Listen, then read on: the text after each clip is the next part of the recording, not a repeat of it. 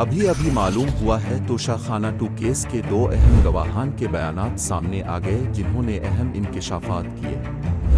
بیان کے مطابق گواہان میں عمران خان کے سابق پرسنل سیکرٹری انعام اللہ شاہ، پرائیویٹ اپریزر صہیب عباسی شامل ہیں۔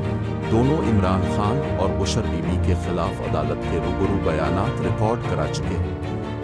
پرائیویٹ اپریزر صہیب عباسی نے بلغاری جیولری سیٹ کی قیمت کم لگانے کا اعتراف کیا ہے، جبکہ انعام اللہ شاہ نے پرائیویٹ اپریزر پر دباؤ ڈال کر جیولری سیٹ کی قدر کم کرنے کا انکشاف کیا۔